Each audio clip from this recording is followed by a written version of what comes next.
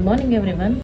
Myself, I am Dr. Atiya Kausar, Associate Professor, Department of Microbiology, Sri Siddhartha Medical College, Tumakuru.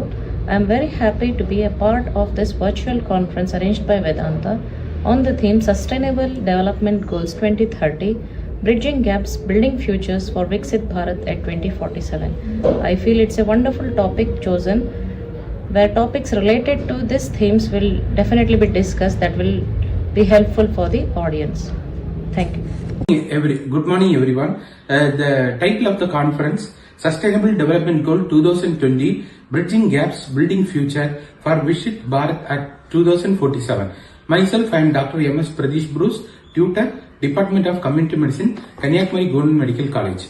And the title of my study is Assessment of Reliability and Validity of a Depression, Anxiety, Stress Scale Questionnaire among 6th, 7th and 8th standard selected school students in selected schools at Kanyakumari district.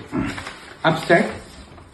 The objective of the study to assess the reliability and validity of Depression, Anxiety, Stress Scale Questionnaire among 6th, 7th and 8th standard school students in selected schools at Kanyakumari district. Methods. This is a cross-sectional study involved 200 students selected using a purposive sampling method. Data collection included the administration of DAS questionnaire alongside demographic information. Reliability was evaluated by using Cronbach's alpha for internal consistency and the intra-class correlation coefficient for test-retest reliability. Construct validity was assessed through correlation analysis with other validated mental health measures. Result: high internal consistency was observed, Cronbach's alpha more than 0.85 and test-retest reliability with robust ICC more than 0.80.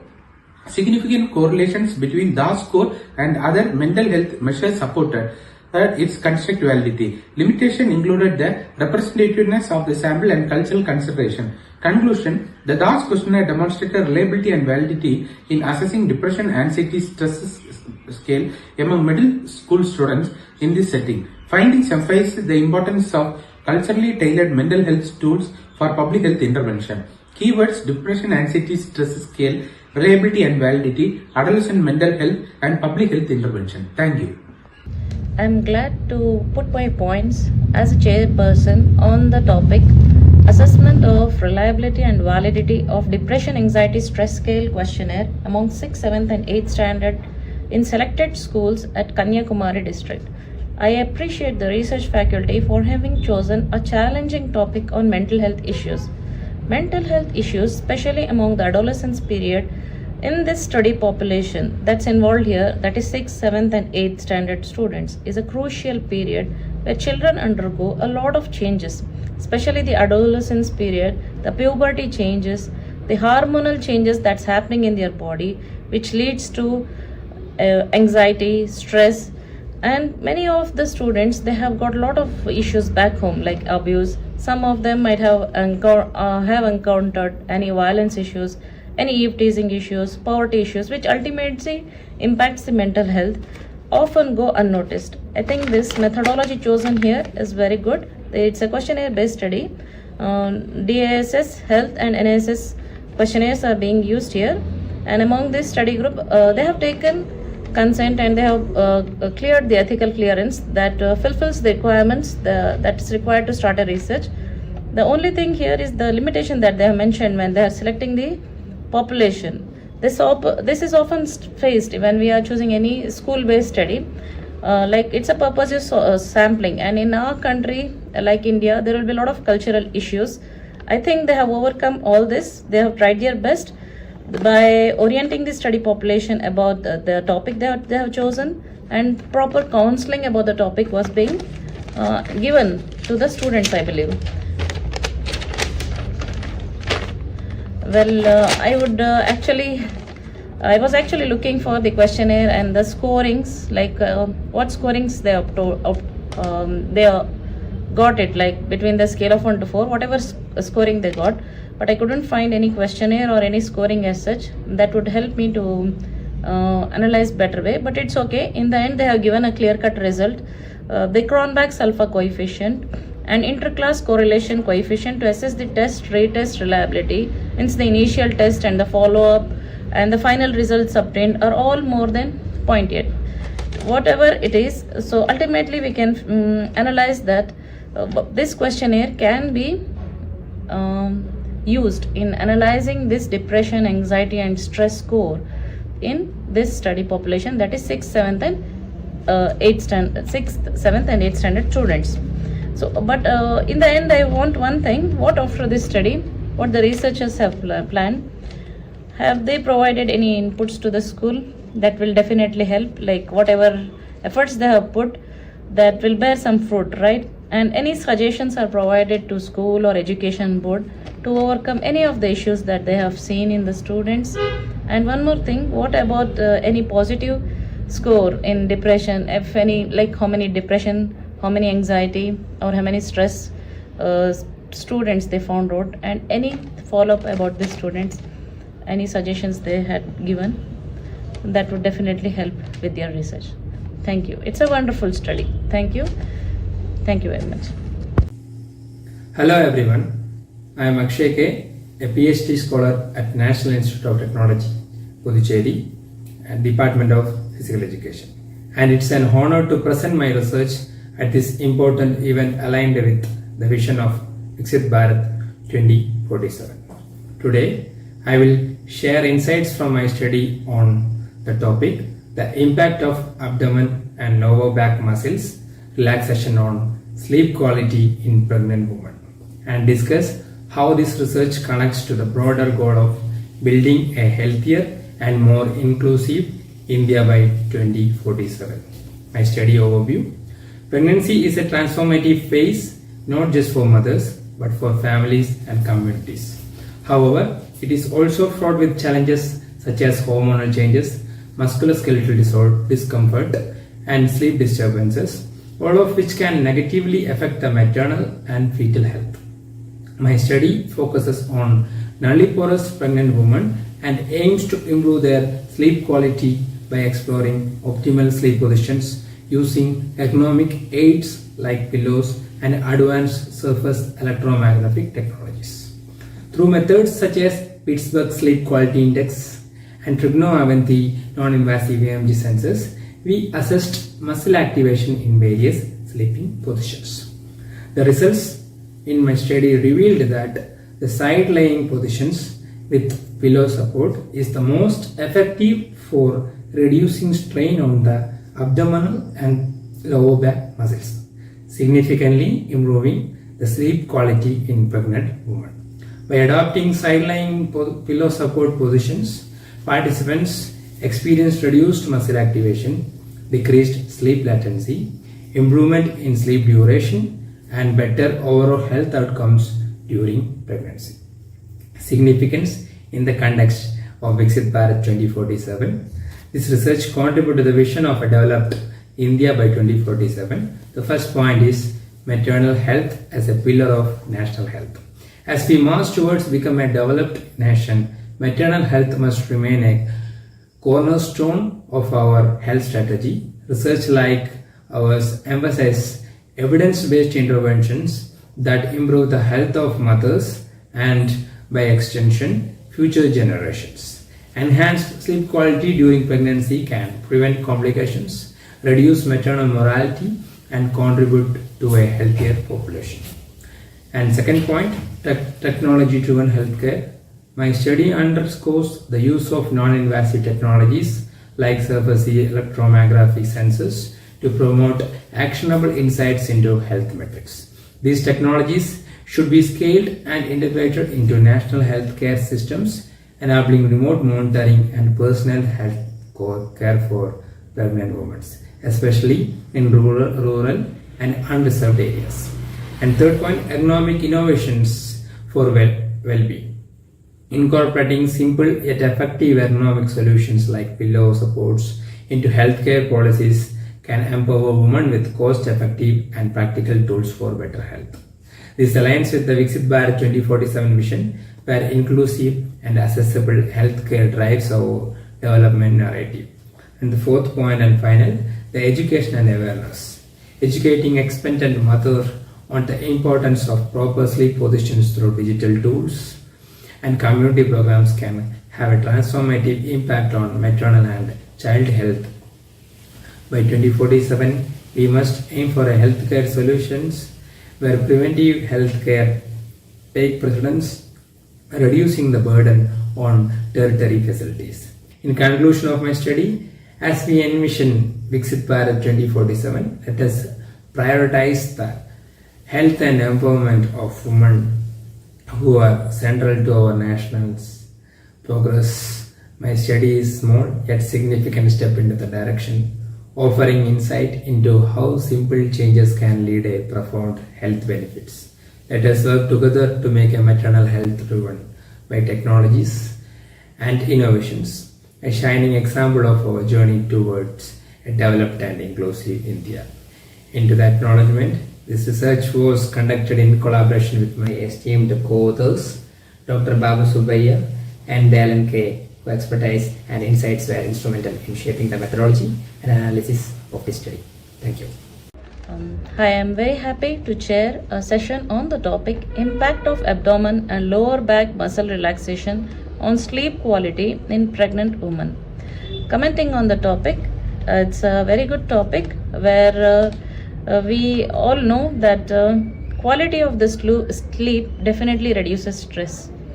So whether it be a pregnant woman or generally anybody, the quality of sleep matters a lot. So here is a wonderful study that's been taken up.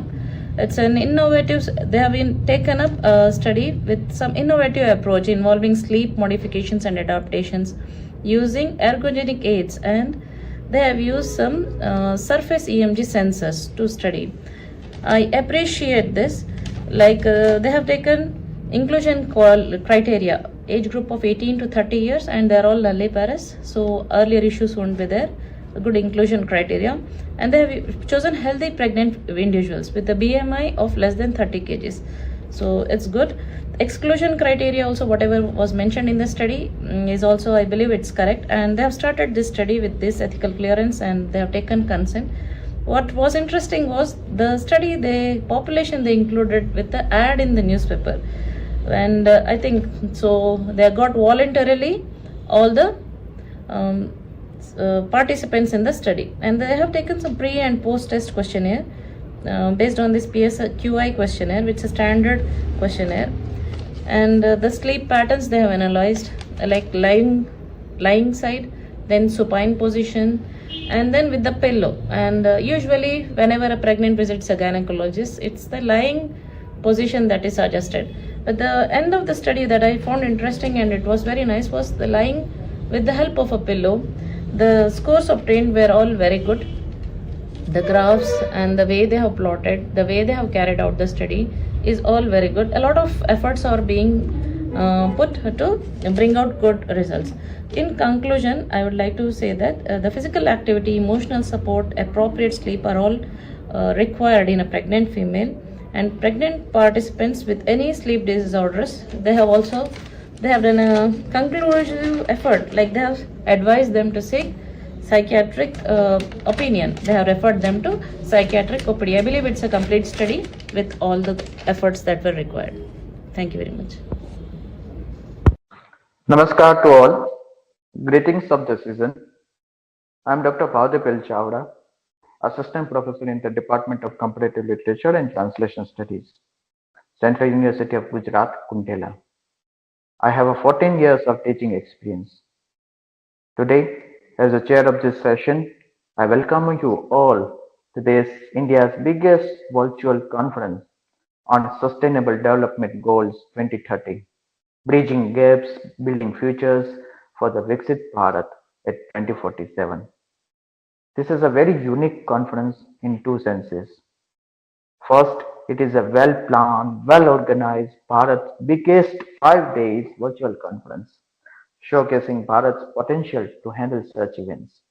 Secondly, the conference is focusing on sustainable development goals for 2030 for a shared vision of Viksit Bharat at 2047.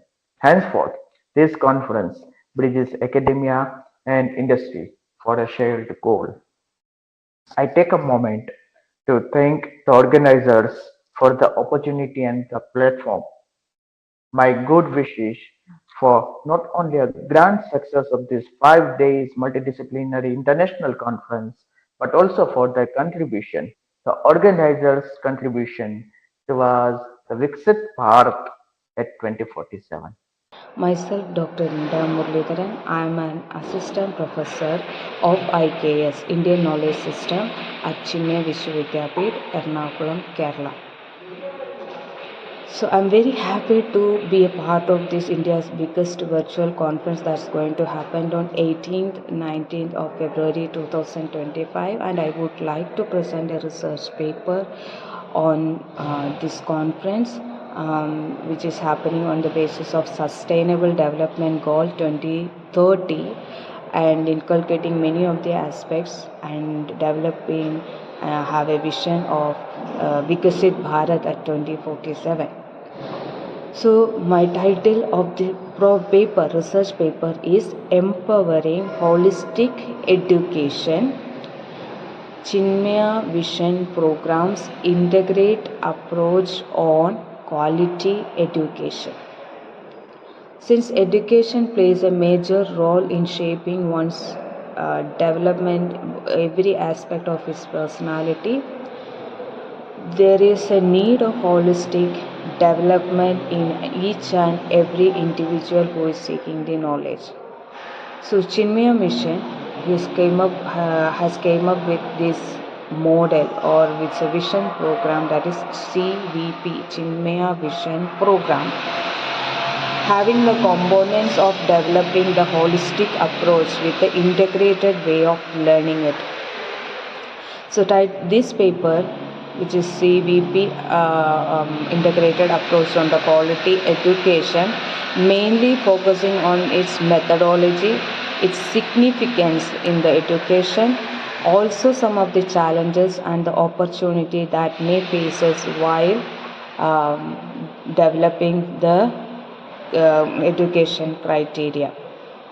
CVP is also focusing that it's not only education is not only the criteria, only the component to give knowledge to the students or just have the bookish knowledge. It also gives an idea of how to develop themselves with the physical, mental, emotional, or the emotional, intellectual and the spiritual aspect they have to develop while they are studying in the Chinmaya Vishwavidyapith. So this CVP aims focusing on the holistic approach of the how the students can develop themselves. It's not only the bookish knowledge, they have to develop some of the ethic values which like having compassion, empathetic, calm mind.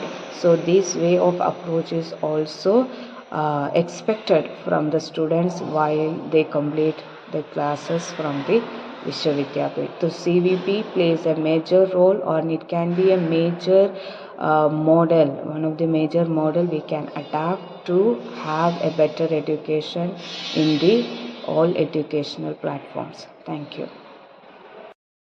Dr. Dinta and Mr. Pradeep's paper is entitled as Empowering Holistic Education, Chinmay Vision Programs Integrated to Quality Education.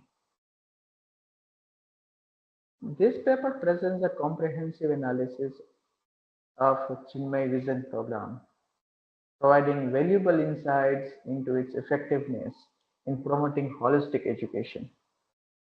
Researchers,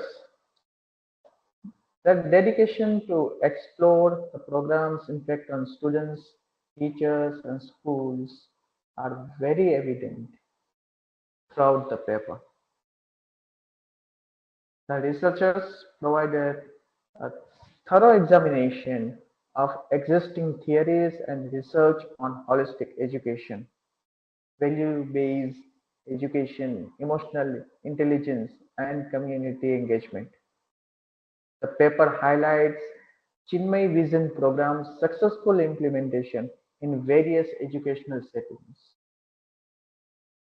showcasing its adaptability and scalability. The paper presents concrete data on the program's impact, demonstrating its effectiveness in promoting academic excellence, emotional intelligence, and cultural awareness.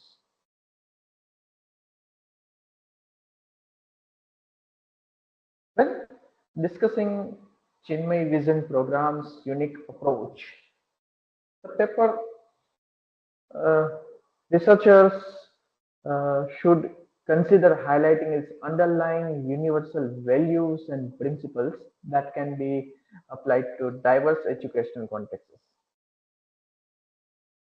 Um,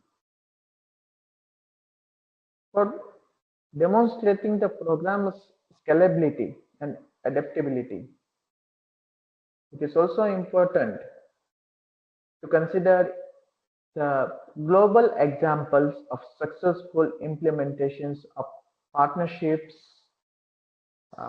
between schools, governments, and NGOs. This paper can further also offer some suggestions for future studies that could further explore the program's impact or challenges or any potential uh, in any educational institutions or contexts. I would, the paper also can be visually enhanced with the use of some infographics or as case studies. So overall, the paper showcases the potential of holistic education models like Chinmay Vision program to transform the educational system and prepare students for an uncertain future. By exploring the program's impact, challenges, and potential applications, researchers can contribute to creating a more compassionate, inclusive, and sustainable global society. So, good morning, everybody. This is Dr. Shipra Sharma from NIFT Panchkula. So, my presentation today is on the relevance of Sustainable Development Goals 2030 in fashion education. So, when we talk about the fashion education and the Sustainable Development Goals, so the fashion industry, it has a profound impact on environmental sustainability and social equity. Now, it's a very influential global industry and it has the potential to drive change in various sectors, for example, waste reduction, ethical production, and inclusive growth. Now, it plays a very crucial role in equipping the professionals who are going to be the professionals with the necessary knowledge and skills that is required to address these challenges. So, as and when the fashion education evolves, it must incorporate sustainable practices that can align with the global efforts to address the environmental degradation, social inequalities, and economic challenges.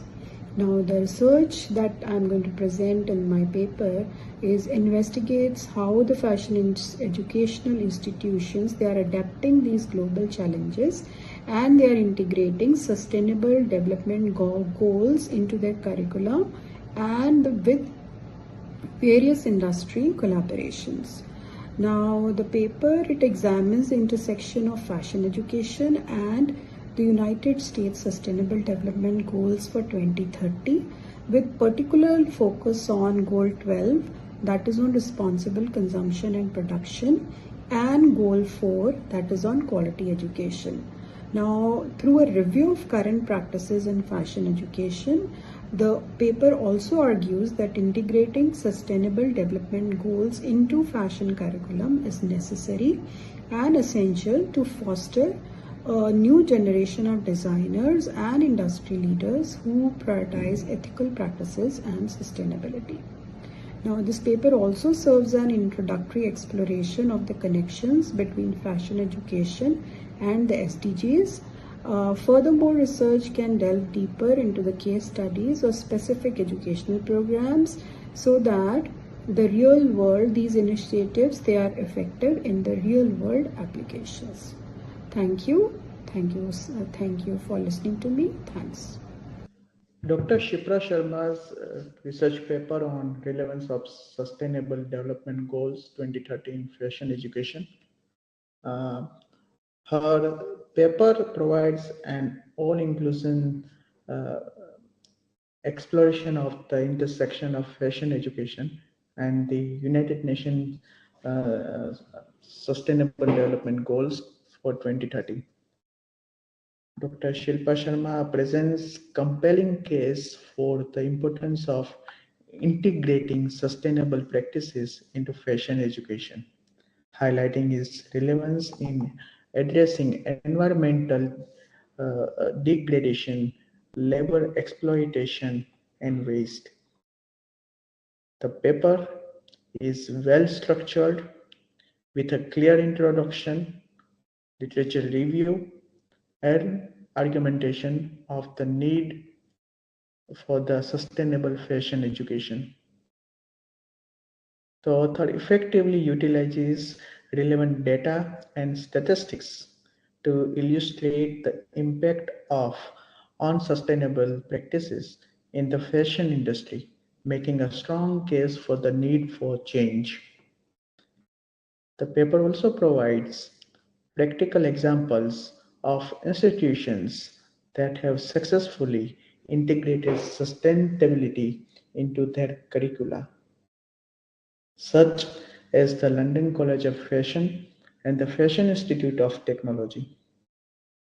These examples demonstrate the potential for collaboration between academia and industry to drive sustainable change.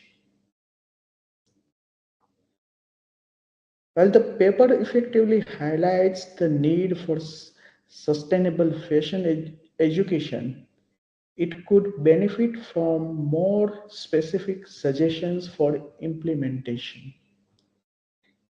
Consider providing examples of innovative teaching methods such as experiential learning or interdisciplinary collaboration, and that have been successfully adopted by institutions. The paper could benefit from more detailed insights into the fashion industry, including current trends, challenges, and opportunities. This would help to make the research more relevant and applicable to the industry stakeholders. When the paper effectively raises awareness about the importance of sustainability in fashion education, it could benefit by a better discussion of the complex issues involved. Consider exploring the tensions between sustainability and economic viability. For instance, to make your research more compelling, consider including more data on current fashion industry trends, such as changes in consumer behavior or advances in technology. This would help to demonstrate the relevance and timeliness of your research.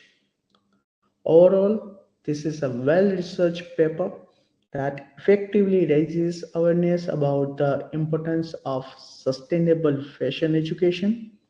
With some further development and refinement, it has the potential to make a significant contribution to the field of sustainable fashion. Ladies and gentlemen, greetings of the day to all. Today I'm honored to share with you the insights of the evolution of sustainability research, a topic that has steadily grown its importance in the past few decades. As many as we know, the concept of sustainability has evolved significantly since its popularization in 1970s. As its core, sustainability is also about ensuring the long-term viability of human civilization while preserving planet's health for future generations. The United Nations World Commission, however, try to define it as the development that meets the needs of present without compromising the ability of future generations to meet their own. The definition emphasizes a delicate balance between economical growth, social development, and environmental preservation. In 1980s onwards, the idea of sustainable development gained significant traction across various disciplines. A wave of scholarly activities were followed, and with the increasing number of publications addressing environmental sustainability in the field of environmental engineering, the manufacturing, the pollution control, the energy management, and water sciences. Today, this body of research continues to expand as the face pressing global challenges such as climate change, resource depletion, and environmental degradation. One of the key reasons sustainability research has flourished since the late 1980s is a growing recognition of its importance across industries. Scholars from various fields have contributed significantly. The body of work is not only about academics, but it's also practical, and it provides the solutions for industry seeking for more sustainable practices. Take, for example, the efforts of scholars like Milvele and Ross, who pioneered research on information systems, innovation, and sustainable development. Their literature actually highlighted key areas where environmental sustainability could actually intersect with technology to drive positive changes. Similarly, Suring and Mueller, they also focused on environmental supply chain management, offering comprehensive framework for integrating the environmental sustainability and into business and till a business operations can be carried out. Rantu Sananthan and his colleagues, actually, he has survey-based method of operational management, providing valuable insights into the trends and challenges of sustainability. These studies, along with evolving the sustainable research, also focus on different facets of its sustainability. In the case of research management, and the case of technological innovations, and these scholars, they help shape broader understanding. So, in fact, the growth of sustainability research can also be measured by increasing number of scholarly articles that have been published each year. For instance, between 1987 to 2010, the top journals in environmental engineering and sustainability saw a surge in publications on sustainability. Environmental Science and Technology emerged as a leader publisher, more than 16,000 articles related to sustainability, followed by water research with over 9,000 papers. So these two journals, they have emerged like the pioneer of topic sustainability, and not to forget energy education, science and technology, applied catalysis, the environmentals have played a crucial role in actually disseminating research on sustainable development. Now, what's particularly notable is how these publications have contributed to categorization of sustainability research into distinct yet interconnected areas. Our analysis of these studies reveal sustainability research spans three broad categories: the energy industry, the built environment, and manufacturing. Within each category, there are numerous subfields, 21 in fact, that tackle specific challenges related to sustainability. However, despite of the impressive progress, there remains work much to be done. Whether through the development of cleaner technology, more efficient supply chains, or better resource management strategies, the pursuit of sustainability is still ongoing. As the scholars and practitioners, we must always continue to innovate, explore, and contribute to the growing bodies of knowledge that will help us guide through a more sustainable future. In conclusion, the field of sustainability research has come a very, very long way since its inception.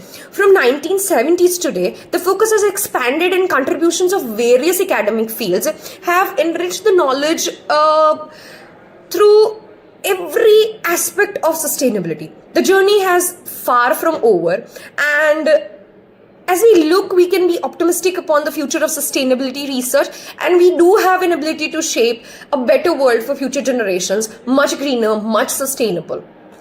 I end my speech here. Thank you so much for the patience listening. Thank you for your time and support. Thank you. Dr. Shivani Tank's paper, Exploring Environmental Sustainability, Trends and Research Advancements, it provides a comprehensive overview of the topic. Dr. Tank has conducted an extensive literature review to identify key areas of focus. The structure of the paper is clear. The use of visual aids are effective. Visual aids such as tables, figures, graphs. The paper provides the in-depth literature review, which provides an, uh, a very broad and nuanced understanding of the topic. Also, the comprehensive categorization has been used in the paper by the scholar, which helps Dr. Tank to analyze and present her findings in a structured manner. She has clearly mentioned her analytical approach, including the use of trend and pattern analysis. This paper is well written and concise, and it has some bullet points which makes the reading an easy task. The paper can be further enhanced by bringing in some interdisciplinary approaches and perspectives. The collaborations from the disciplines such as societal sciences, uh, natural sciences, and engineering. Also, the integration of multiple perspectives is very much important when one addresses environmental challenges. It can further enhance by uh, by highlighting the importance of stakeholder engagement, where uh, uh, one can certainly prioritize engaging with diverse groups, where it can be local groups, local communities, businesses, and policymakers. Also, the paper has a scope of exploring green energies. So, green technologies also it can be explored. Not last but not the least, it the paper needs to be to develop more specific recommendations. Overall, the paper provides a very deep understanding of the topic, and it builds a foundational insight which helps uh, any researcher to do a further useful research. Thank you. This is Dr. G. Chiranjeevi Reddy, Professor, National Institute of Fashion Technology, Hyderabad, with my research colleague K. Vijayamaduri, designer and educator and consultant from United Kingdom. We are happy to present our research paper titled Crafting Creativity, the Role of Fashion Pedagogy in Sustainable Development, part of the multidisciplinary international virtual conference titled Sustainable Development Goals 2030, Bridging Gaps, Building Futures for Viksit Bharat at the rate 2047. Over to Madhuri. Hi everyone. Fashion design education empowers students with creativity, enabling them to adapt and innovate in the rapid evolving fashion industry. Accordingly, these three objectives are emerged to scientifically investigate the creative tools as well as design methodologies. Over to you, sir. So this methodology, based on the objectives, we have adopted a survey as well as the descriptive analysis of the important aspects of the creative thinking skills. The survey is conducted across 131 educators in India, who are working in the design education system. Next slide. Data was analyzed and interpreted by using a classroom example, to understand the four aspects in detail. And also the results obtained from the survey were presented by using the bar graphs to see the 4 different aspects of creative thinking. Next slide. So the characteristics of creativity was descriptive way analyzed by using a practical classroom example from a fashion design students. The scores of fluency, flexibility, originality, and the elaboration were in detail explained so that these things can be adopted by other design educations for different aspects of design and design developments. Next. From the survey, the whatever findings have been identified by these 4 different aspects in terms of whether it is widely practiced or not, or often practiced or not, recognition is there in the institution or not, and included in the syllabus in the different subjects, and is there formal assessment is there in the education system. The result were presented in these bar graphs, and from these study and these bar graphs we can clearly see that there is enough scope in all 4 aspects and 5 areas. Next. From this study, the important creative tools found are these 8. Similarly, the methodologies identified from this study are as follows. Fashion education aligns with several sustainable developmental goals. It contributes to addressing environmental challenges, promoting sustainable business practices, and reducing poverty and inequality, making it a powerful tool for global impact. You may conclude, sir.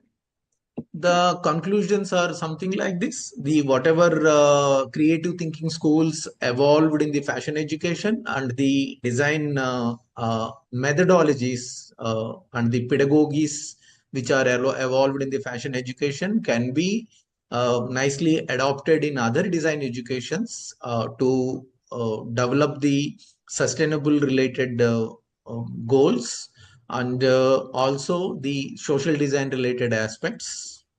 Next.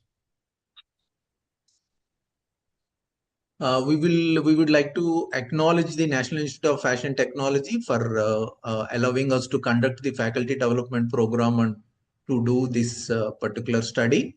And we would also like to thank the AICTE Training and Learning Academy for sponsoring this particular project and conduct this particular study along with the training program.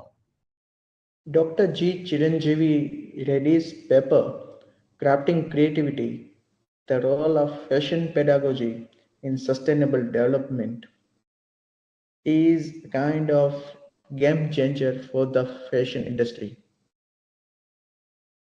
The paper presents a thorough analysis of the intersection of fashion education and sustainable development, highlighting the importance of creativity in addressing environmental and social challenges. The study's findings are thought-provoking, and the use of descriptive and exploratory methods provides insightful results. The paper's emphasis on nurturing creativity in academic settings is particularly noteworthy, as it underscores the need for a more robust integration of creativity into educational curricula. The author's use of practical examples and methodologies such as design thinking and creative problem solving makes the research accessible and applicable to fashion educators. The paper's conclusion effectively summarizes the key takeaways, emphasizing the potential of creativity driving approaches to drive sustainable innovation in the fashion sector.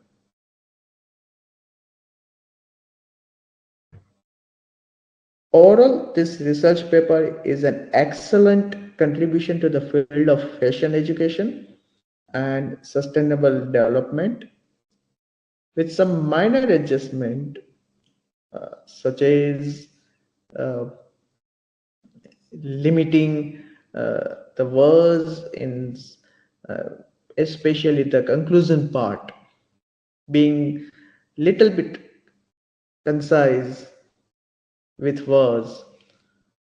This paper has potential to inspire the further research and action in this critical area. Namaskar.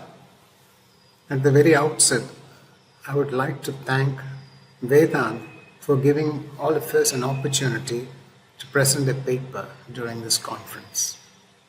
This is the title of the paper, Kavu for Sustainable Future, a study of sacred groves in Kerala. This emerged as a project conducted by the students of NIT Calicut who are studying for the BSc B.Ed program. And there are 4 of them in this paper. You can see 2 of them. One is Anaka here on my right, and then there is Shivada. And I am Dr. Chandrasekharan Praveen, the faculty. They are my students. They did this project, and together we are going to present this paper. Now, this is Madhav Gadgil, the recipient of the United Nations Environmental Honor Champions of Earth Award in December 2024. Now, Madhav Gadgil's name gets repeated every time we come across a landslide in India. Years before he found out that sacred groves are the last remnants for once widespread culture that revered nature. That's the importance of sacred groves, and he identified this years ago. What is the definition? Kavu are clusters of trees protected by local communities for cultural and spiritual significance. Now in Kerala, there are hundreds of such kavus, and some are less than a hectare, some are several hectares. And what is ecological role? You go to a kavu, you'll immediately notice the cooling atmosphere. It maintains humidity and moisture, and they are biodiversity hotspots. Now, these are the 4 kavus which my students visited and collected data by interviewing. Now, my students will take over. These are the 4 kavas that we have visited. Vallur Kavu, Eravattukandi Dharma Bhagavati Temple, Kidakke Purakil Kavu, and Iringol Kavu.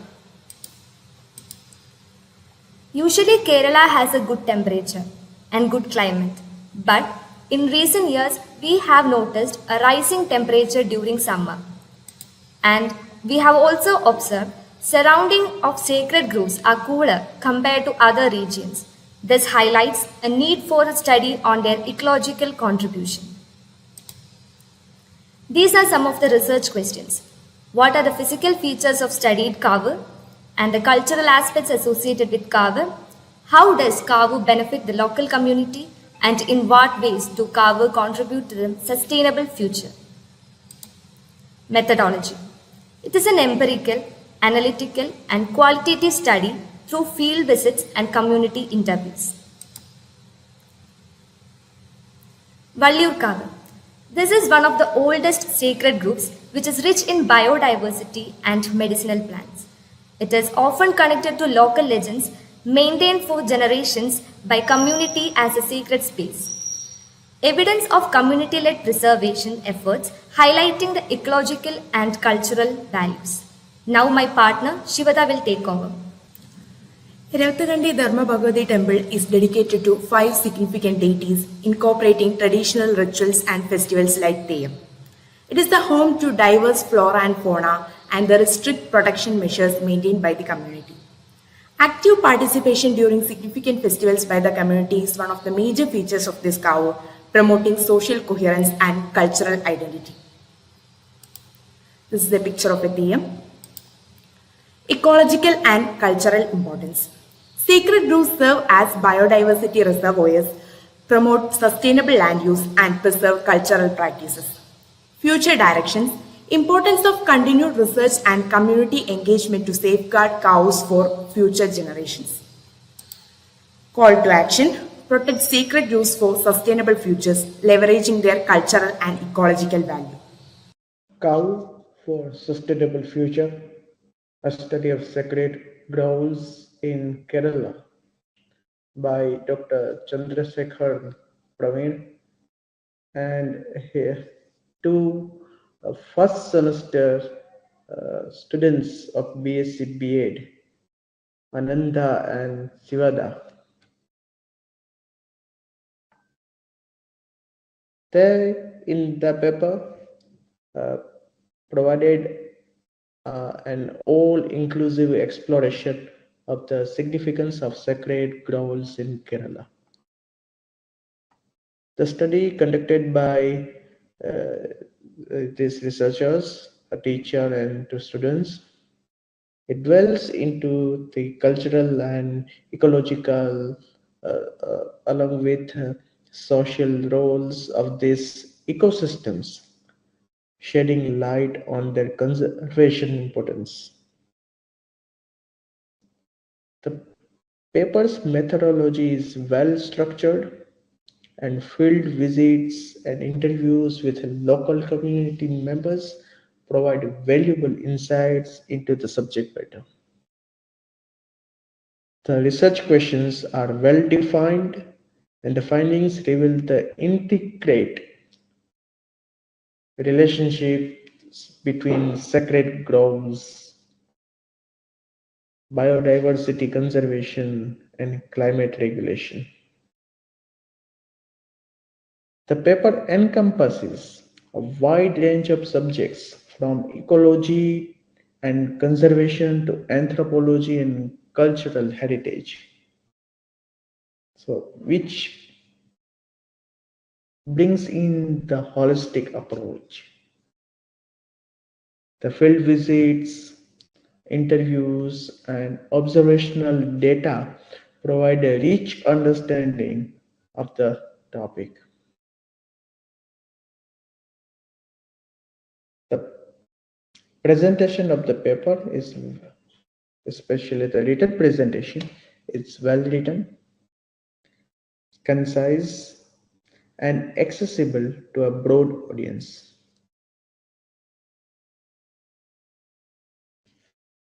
However,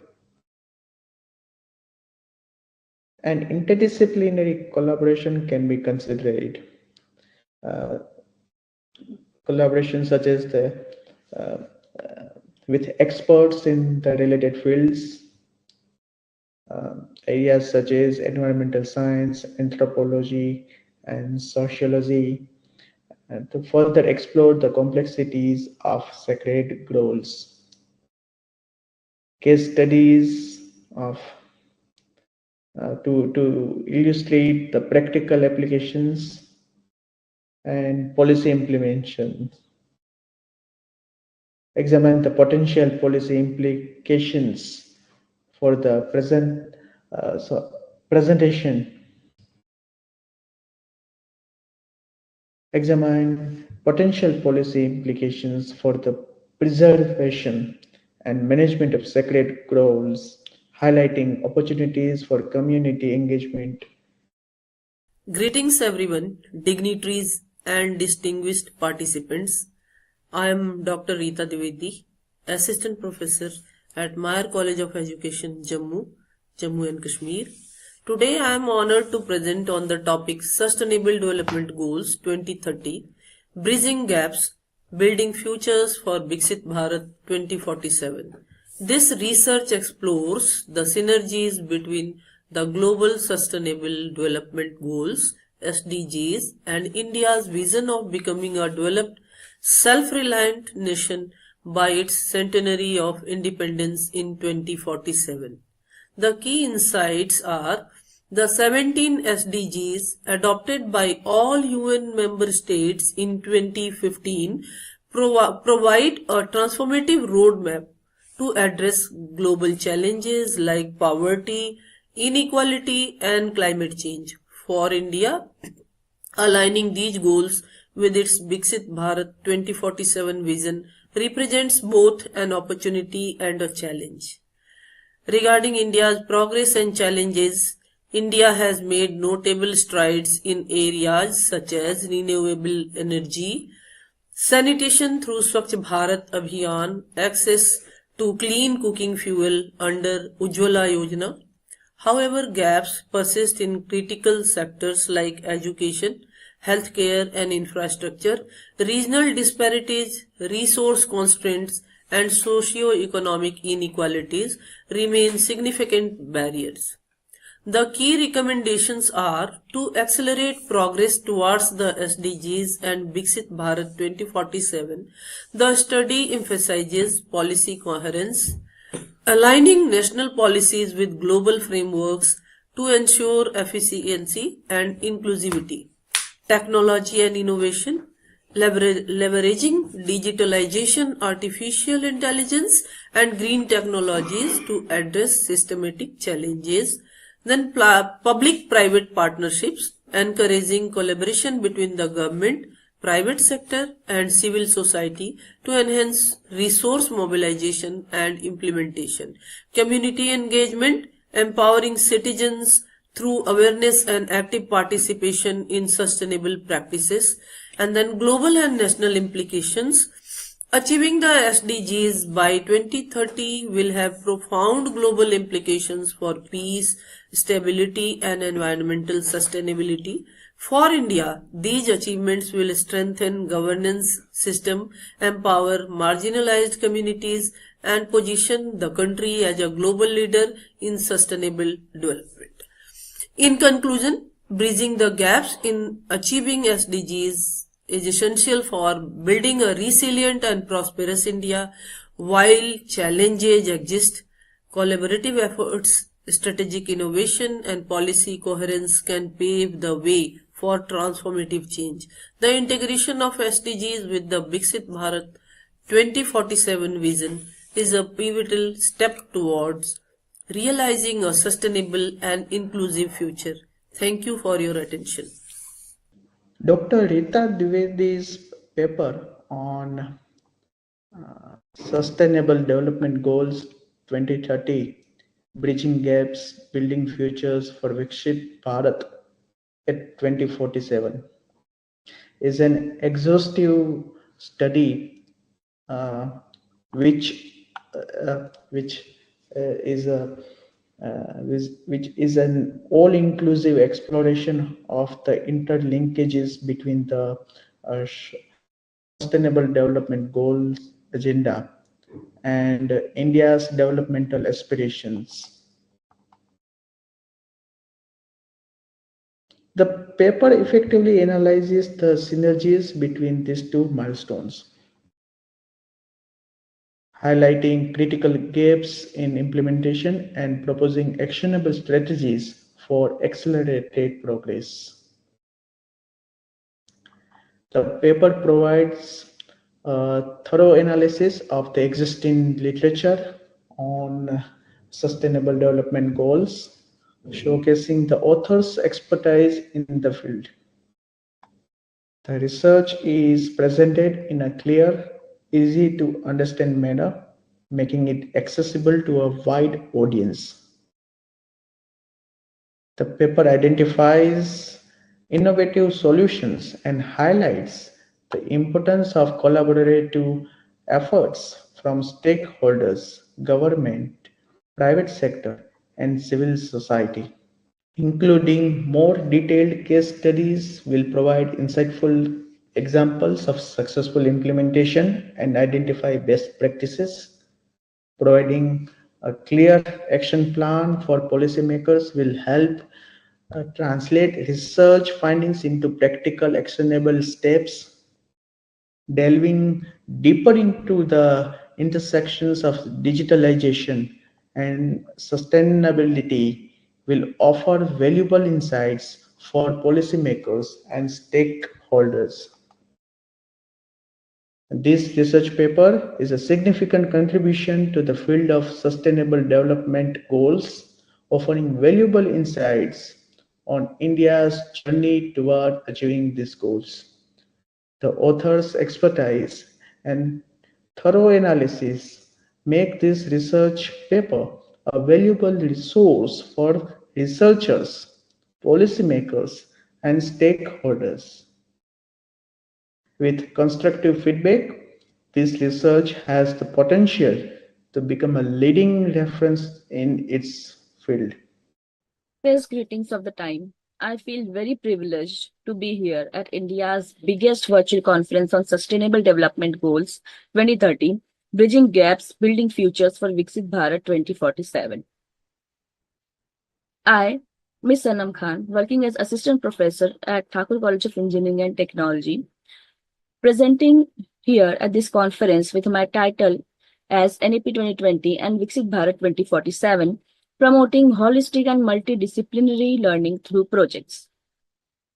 The idea behind this is the two major case studies that took place at our very own institute, whereas the major focus was to implement national education policy, basically, which is again a transformative framework, which is seeking the Indian education system and which is wanting it to be more holistic, flexible, multidisciplinary, and aligned with the need of the 21st century.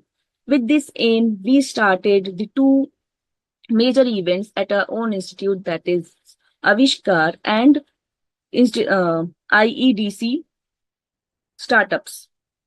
IEDC is basically a startup ecosystem which is established in the institute in collaboration with DST. These are few of the keywords that we have.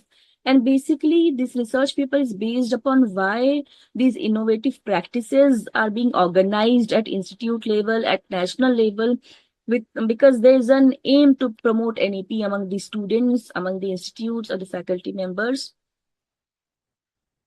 This was the introduction that, yes, with no doubt, NEP represents a landmark shift in India's educational paradigm, and which again talks about both the implementation and challenges, opportunities of the 21st century also.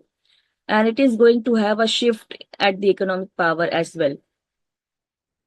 So basically, as I have already said, that this is not, yes, it is research based, but this is again more of something which is happened at our very own institute and governed and implemented by the faculties.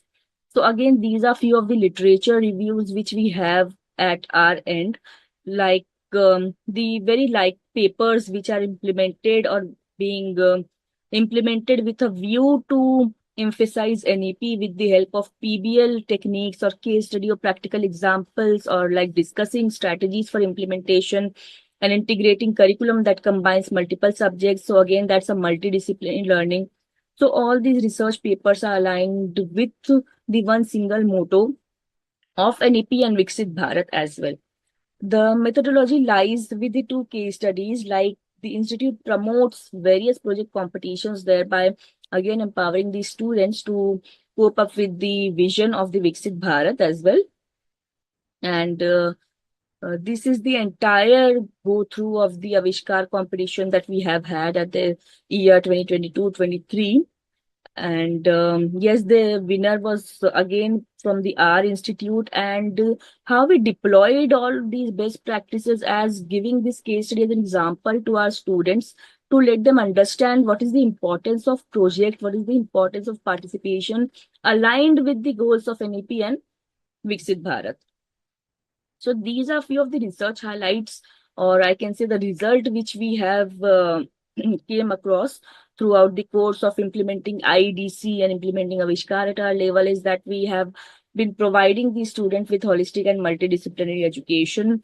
We are focusing on even on the early childhood education, increasing the access and equity to the students. We are integrating technology also, like multi-departmental communication is also there. Global competitiveness again is being inculcated in these students. So throughout all of this journey, I want to thank my mentor who was continuously there in writing of this research paper. Without her hard work, this could not be implemented. These are few of the references which helped me to understand what kind of NEP or vision we have for Viksit Bharat and what again could be there in the paper. So yes. Ms. Anam Khan's paper NEP 2020 and Viksit Bharat 2047, promoting holistic and multidisciplinary learning through projects. This research paper provides an overview of the National Education Policy 2020 and its implications on Indian education. The paper effectively highlights the importance of holistic and multidisciplinary learning, emphasizing the need for a more adaptable workforce in the 21st century job market.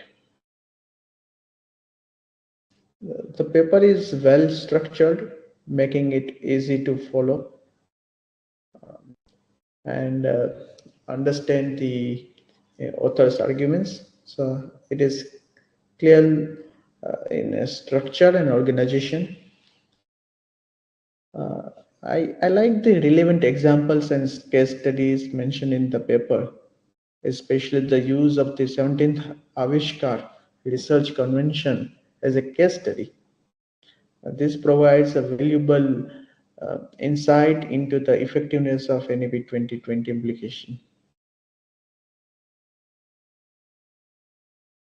Also, the paper strongly presents in a clear, concise, and an engaging manner. While the paper covers various key findings, consider conducting an in-depth review of existing literature to strengthen your arguments. Include more specific and quantitative data to support your claims, helping readers better understand the impact of NEP 2020. Enhance the readers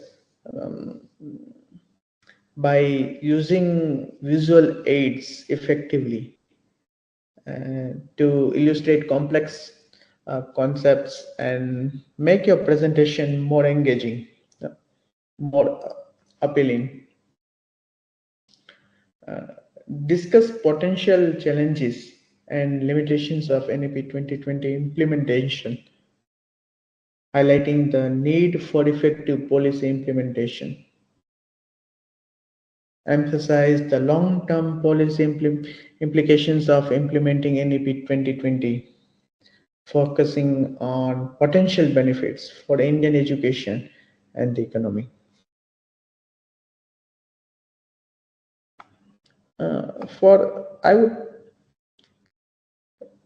It's important to collaborate with experts from the various fields to deepen our understandings of NEP 2020 and its applications.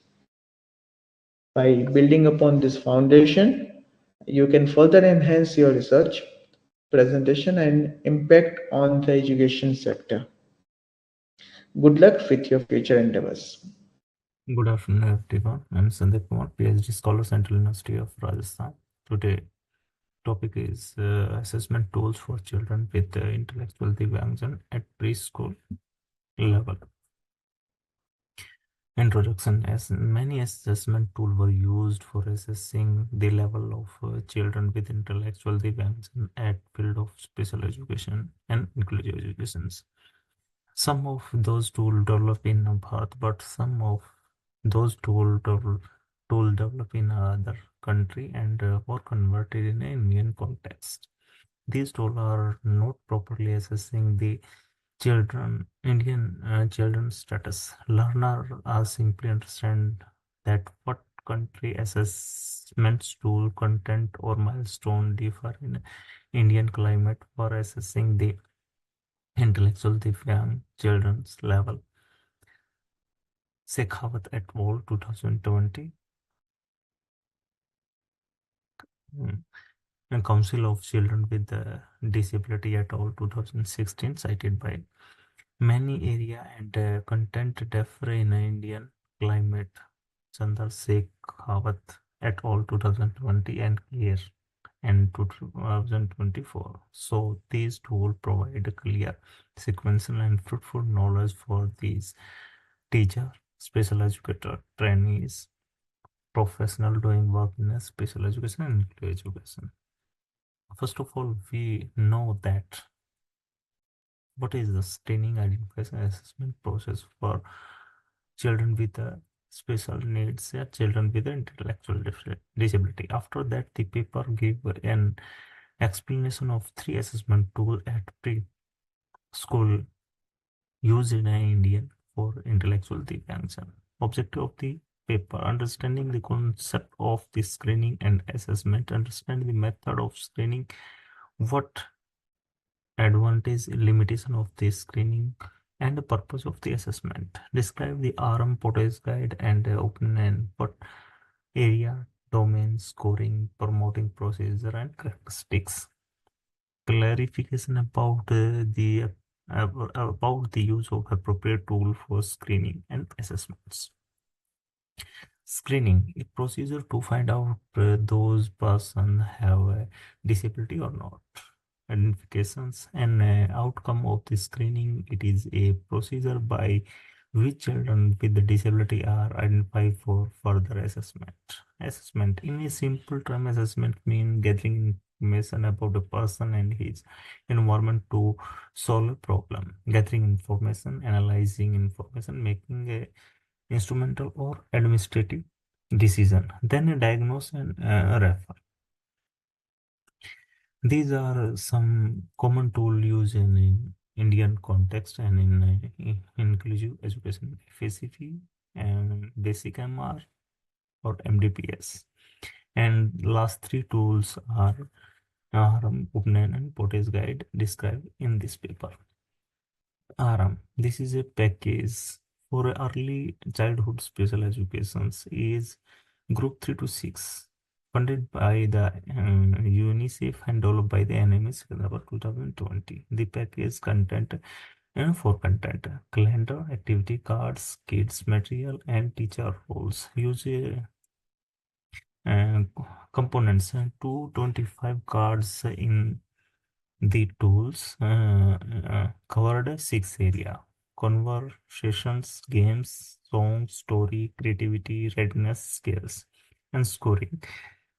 Key scoring is 0, a refuse, 0 to 3, and in text C, G, S, A, R, S, T, C, R is some in text, in texts, in game, songs, etc. Upnan meaning to lead alone. A program of developmental training children with mental retardation and intellectual is a age group of 0 to 6 years. 0 to 6 and 0 to 36, two part divided separated part in this tool. Checklist a use a manual, a set of activity card and material for assessing and training. 5 area of the developmental: motor, self-help skill, language, cognitive, and socialization. Arranged sequence based on a normal development. Scoring: when the child perform a task, the letter capital A is entered and yet to perform, then capital B.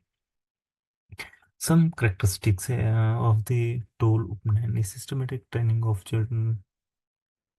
Systematic training of children of 0 to 6 year appropriate in Indian conditions, situations. Program is intended of home training in home based and center based interventions. The parents can give a respective activity card needed for training their children's.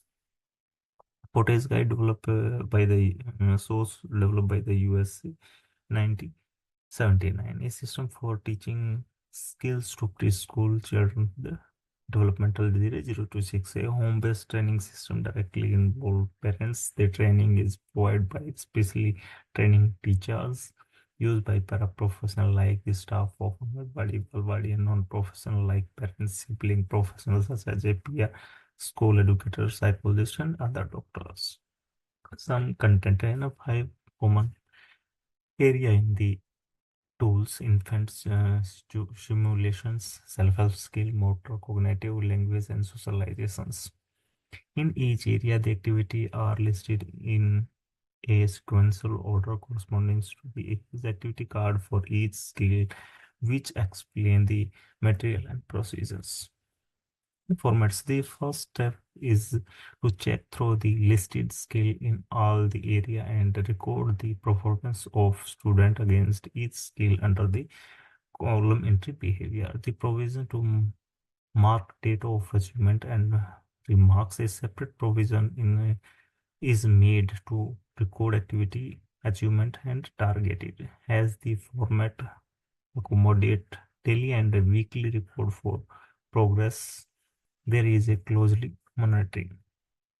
These are the comparison of the three tool. Behalf of the target is just like a RM 3 to 6 and Podes guys 0 to 6 and birth to 6-year child and open birth to 6-year child.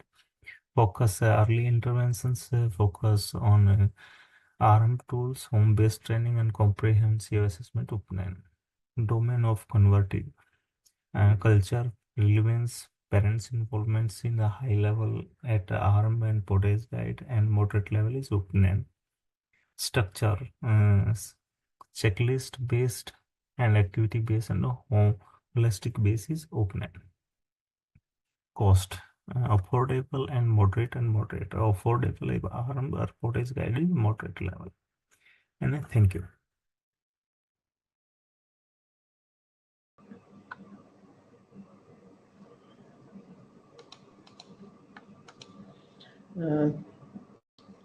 Sandeep Kumar and Dr. Reena Godara's research paper on assessment tools for children with intellectual deviance at preschool level presents an in-depth exploration of assessment tools for children with intellectual deviance at the preschool level. The authors provide a comprehensive overview of three tools: Arambh, Portage Guide, and Upnayan. The paper is well organized and the content is thoroughly researched. The paper highlights the strengths of each tool, including their cultural relevance and applicability to Indian contexts. The paper also discusses the importance of parental involvement in home-based education under the Portage Guide. The authors provide a clear and concise comparison of the three tools, highlighting their differences in scope, domains covered, and cultural adaptation. The paper also reviews relevant literature of the topic, demonstrating a thorough understanding of the area. While the paper provides a good overview of each tool, it would be helpful to include more concrete examples or case studies to illustrate their effectiveness. Consider discussing the limitations of each tool, including potential biases or cultural assumptions. This will help to provide a better understanding of the tools and their applicability. The paper could benefit from discussing the implication of your research for policy and practice. How do these assessment tools inform special education practices in India? What are the potential implications for teacher training and professional development? Also consider incorporating some visual aids if in case it can help in communicating your ideas The paper provides a clear overview of tools. However, it would be helpful to summarize the main findings in a more concise and impactful conclusion. Overall, this is an excellent research paper that presents a thorough exploration of assessment tools for children with intellectual deviance at the preschool level. With some minor adjustments, it has the potential to be even more effective in engaging and persuading the readers. Namaste. At very first, let us thank you, Vedant, for giving us this opportunity to present our paper. This is a project titled Sustainable Future Through Sacred Groves, a study of challenges. I am Sonu Maria Seemon, first semester BSc B.Ed student from NIT Calicut. And I'm Rinji Smile, first year semester BSc B.Ed student from NIT Calicut. Let me start with the famous quote by Dr. M.S. Swaminathan. The sacred grooves are one method of expressing the gratitude of human beings to the trees which sustain and support life. It shows the importance of this. At very first, let me say what does the sacred grove means. Sacred grove means tract of forest protected by local communities for the spiritual significance. And some forests are conserved for almost centuries, and it is conserved for some significances. It provides ecological and socio-economic benefits. These are 4 Kava at which we visited. First one is Valliyur Kava, then Iravatthagandi Dharma Bhagavati Temple, Kirakki Purakal Kava, and Iringol Kava. Iringol Kava is the largest Kava in Kerala. So, what all things attracted this Kava? It has rich biodiversity and surrounds with beautiful landscapes. In our colloquial language, we call it as Kava. And it has lush landscape and it is much appealing for tourists. So I researched questions. In what ways the existence of sacred groves threatened? And what all things can we do to overcome these challenges? So this is our objective.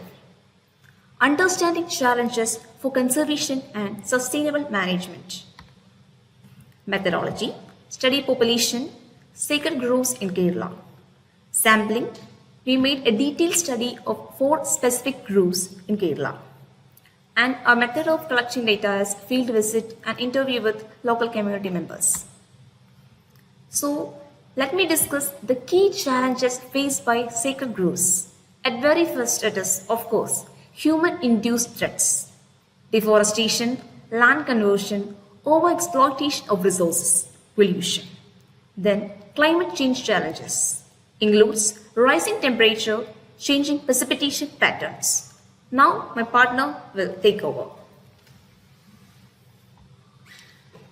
Now let me talk about the social and cultural challenges.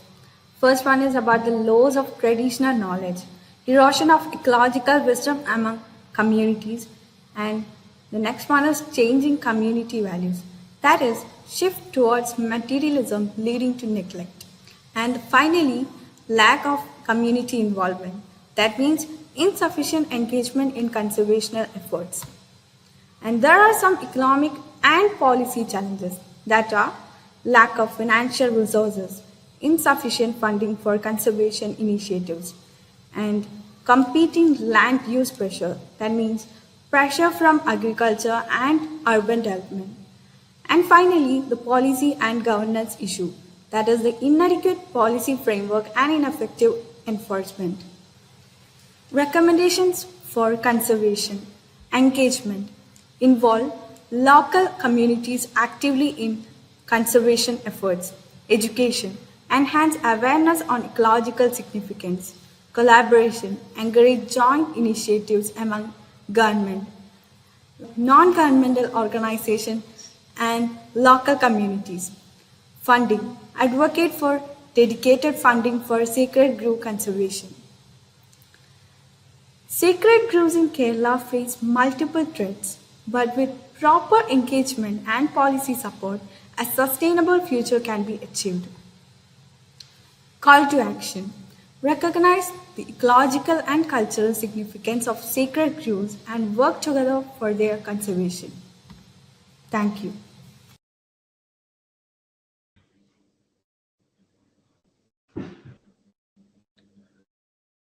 Sonu and Rinsi paper, a sustainable future through sacred groves, a study of challenges.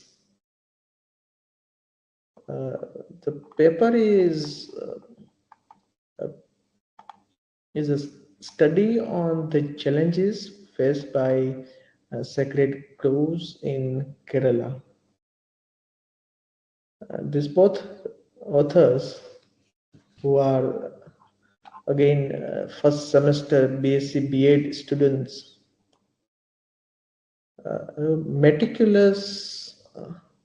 approach have a meticulous approach to identifying and investigating the various threats to these ecosystems is commendable, and highlighting the need for urgent conservation efforts.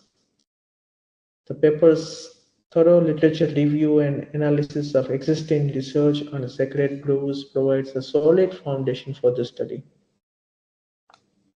The author's use of empirical field visits and qualitative interviews with local community members, this all adds a depth to the research.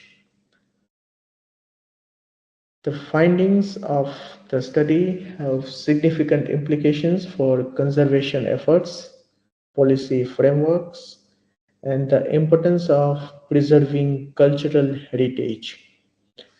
The author's recommendations for strengthening community ties to sacred groves, improving policy frameworks, and enhancing enforcement mechanisms are practical and feasible solutions. While the study focuses on 4 sacred groves in Kerala, consider exploring additional case studies to provide a more comprehensive understanding of the challenges faced by sacred groves in different regions. Incorporate some visuals with some diagrams, charts, images to help and illustrate your research findings. Provide concrete examples and recommendations on how to integrate the study's findings into policy frameworks, emphasizing the need for collaboration among government agencies, NGOs, and local communities. Highlight the importance of engaging local communities in conservation efforts, providing economic benefits for their participation, and recognizing the cultural significance of sacred groves. I think by addressing these suggestions, this research can be strengthened further. And it can increase its impact and relevance to conservation efforts.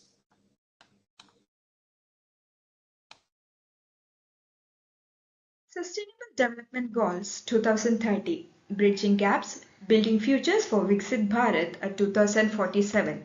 So this is a theme for multidisciplinary international virtual conference going to be held from 18th to 22nd February 2025, which is organized by Vedant Knowledge Systems Private Limited. So the topic or the paper presentation we are going to do is on the topic Impact of Digital India Program and Rural Villages, a survey-based study. This is conducted by Dr. Asha P. Pathrose and Sita Lakshmi M. So the study, it explores the impact of the Digital India program on rural villages in India. So this study, it has been taken through comprehensive surveys and it examines the program's effect on various sectors such as the education, healthcare, employment and digital literacy. Objectives, hypothesis as well as review of literature. These three things are the base or the foundation for the study. So the results, they reveal that there is significant improvement in digital access and quality of life, but still certain challenges are being faced by the people of rural communities, like the infrastructure gaps still remain. So the study, it aims to assess how the Digital India program has impacted rural communities, focusing on key indicators such as quality of life, digital access, etc. So objectives of the study, there are mainly 4 objectives that's been set for the study. First one, to assess the level of digital infrastructure development in rural villages under the Digital India program.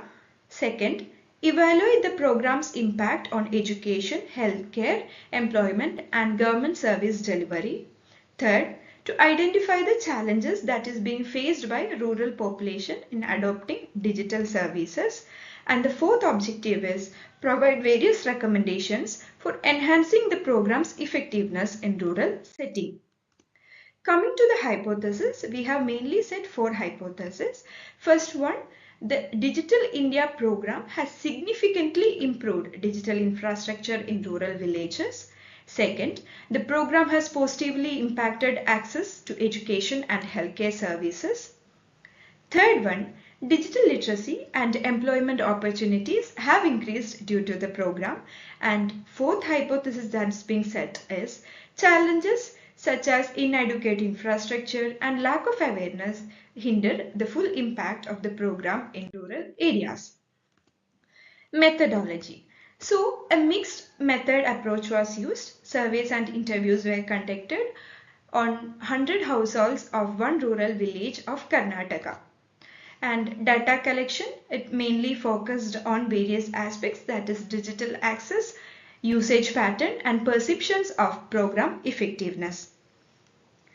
Quantitative data were analyzed using statistical tools, whereas qualitative insights, these were derived from various interview responses.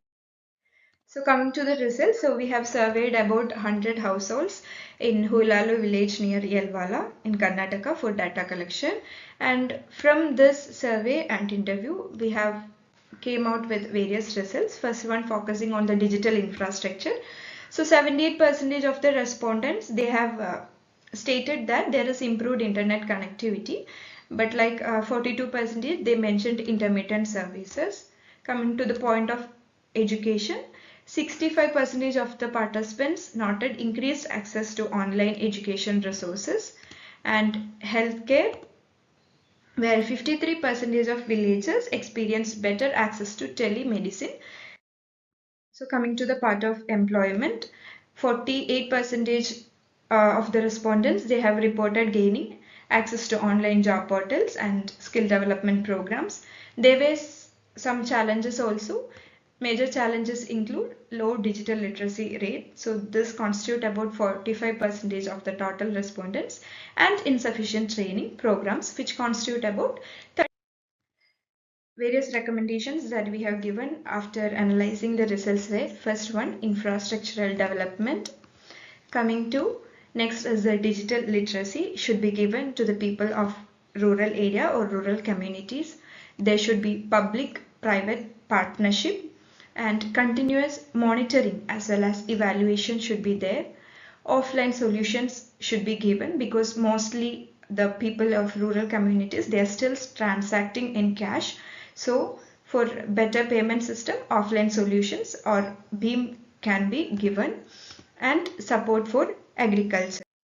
So coming to the conclusion, the Digital India program, it has brought out changes in rural communities and it has improved the access to internet connectivity also, but like there are certain challenges such as the infrastructure or awareness and training challenges which needs to be addressed.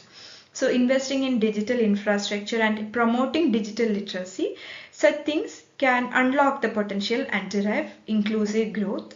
There should be collaboration between the public, with the private as well as the civil society, so that there will be, or the rural communities will be able to achieve digital inclusion. So that's all for the presentation. Thank you.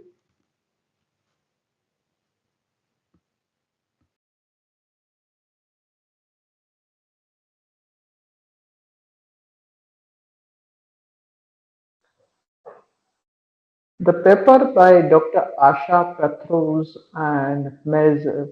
Sitha Lakshmi is entitled as Impact of the Digital India Program in Rural Villages, a survey-based study. This research paper presents a valuable study on the impact of the Digital India Program, especially in the rural villages. Uh, so, research scholars' use of a mixed method approach provides a full understanding of the program's outcomes and challenges.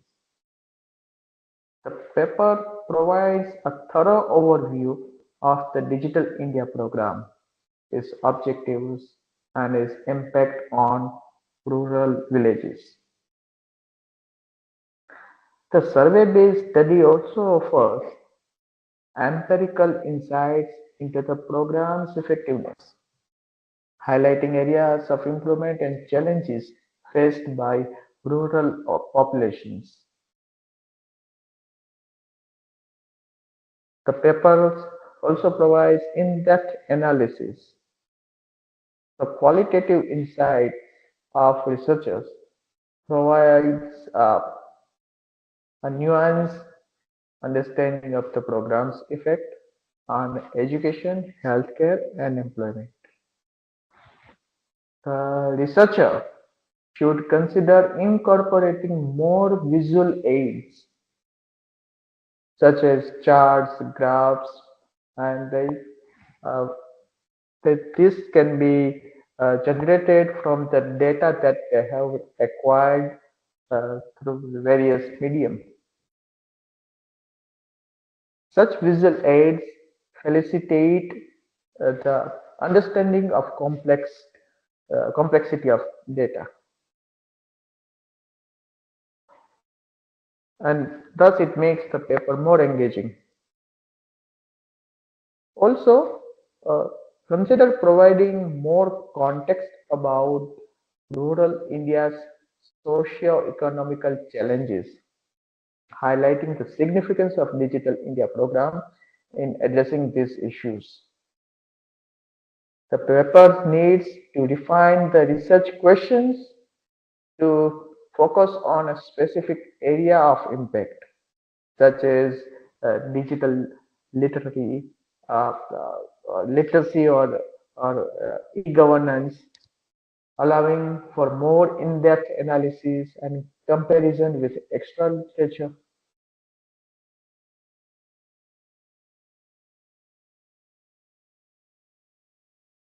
Let's update the survey data to reflect current trends and challenges in rural India, ensuring that your findings remain relevant and impactful. Also consider discussing potential policies which plays a role in this Digital India, uh, uh, the entire program. Your research exhibits the transformative power of digital technologies in empowering the rural populations, so thus bridging the gap between the urban and the rural areas.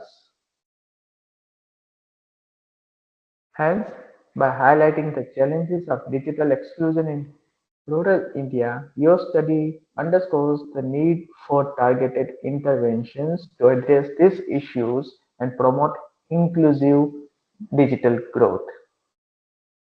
I hope with some constructive feedbacks and revisions, the paper can further strengthen its impact and contribute meaningfully to the ongoing conversations about the digital inclusion of rural India.